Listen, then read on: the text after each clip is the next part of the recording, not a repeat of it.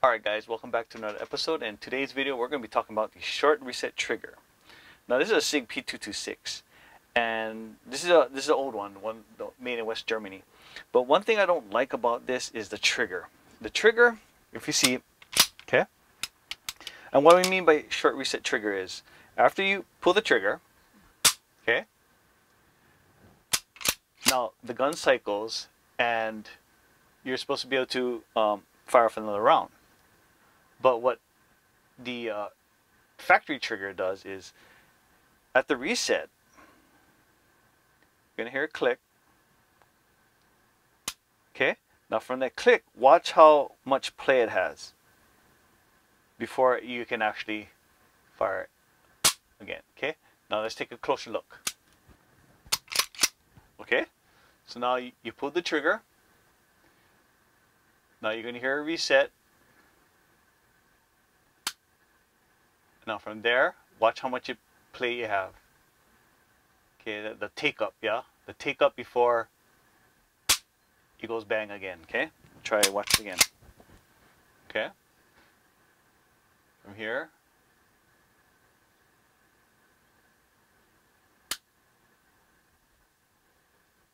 Okay. Now, short reset trigger. This is my M11A1. Okay? Now, this one, okay, after you pull the trigger, okay, look how short that reset is. And then, look, there's no play at all. Bang. Okay, watch the end. Okay, so next chamber in.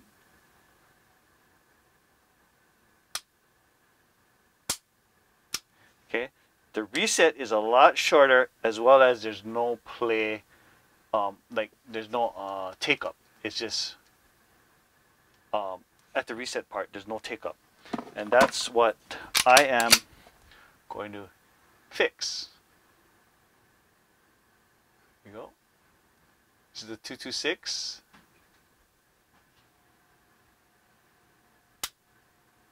Reset and take up. Okay, so now we're going to be fixing that. And the way we do that is, unfortunately, it's going to cost money, because you're going to have to buy a part called the PKIT SRT, short reset trigger. Right there. Now, I suggest you take this to a gunsmith to have this done, especially if you've never worked on guns before, and to be safe, have a certified gunsmith work on it. I'm just going to put a link to the video of what I use to take apart the gun and actually change out the trigger. I don't want to be telling people how to take apart guns and so forth, because I'm not a gunsmith or anything like that. But definitely, if you're good with puzzles, you can do it. I did it. Just watch the video. I'll put a link, but it's not that hard. It took me about 10 minutes. Take it apart, put it together. But I did take this apart like at least 10 times. And you know, but then again, I always forget, because you know, there's other guns that I use and take apart as well, and I forget how to take this apart, so I kind of reference the videos again and watch. And he's pretty detailed on how to do it, and pretty well. But now let's take a look at how the trigger works now. So before, the trigger had a lot of play in the reset part. Now after we change it out, okay, so let's just say you just fired the gun, okay, cycled.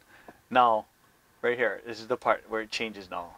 This is with the short reset trigger in it now. Okay, so now here, much shorter the reset. Now, watch, there's no play. Slight, just a tad bit more play than the M11. The M11 pretty much has no play at all. This one has just a little tiny bit. I mean, it's way better than before. Like 90% better than before. Short, and now you're going to hear a reset. Now from there, watch how much play you have. Okay, the take up, yeah, the take up before it goes bang again. Now they do have a better trigger, like this one.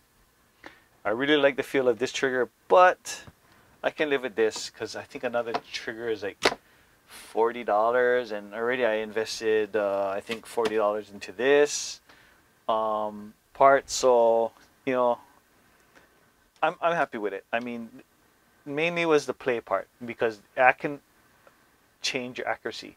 When I do train, I do try to train where I shoot right after the reset. I don't, you know, do this kind of deal.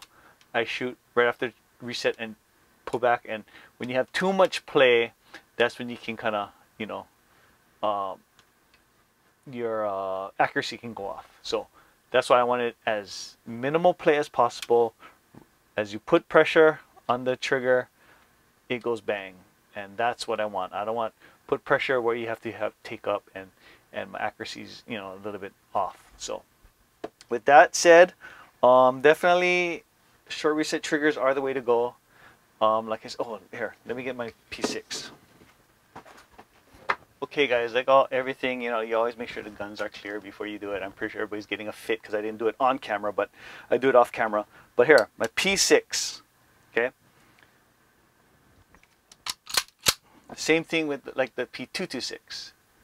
Okay, the reset. Oh, this is actually not too bad, but there is some, the reset is kind of short, but there is some slight play. You see that play right there? Okay, so I wish they made one for this one, but they don't. The play right there, that's what I don't like, but I'll live with it. The 226, I'm glad, because this is a full size. I kind of want to, you know, train with this one a lot more. This one is more for like a, you know, like a, say, a backup gun or anything, because it is a single stack. It is a single stack. It only holds, I think, 10 rounds. I forget, but yeah, this one, well, in Hawaii it only holds 10 rounds anyway. But if I do go around the mainland, I can, you know, carry 15 rounds or whatever this one carries. But then again, this is my main one that I love to use, is the M811A1. Actually, I have a lot of holsters for this one. I don't have much holsters for this one, and I got maybe a few holsters for this one. Oh, but I also make my own Kydex holsters, so it doesn't matter. Definitely check out reset triggers if your gun doesn't have it. Well, test it to see if it has it, and see if they can have one installed. With that said, thanks for watching, and we'll catch you on the next one. Mahalo.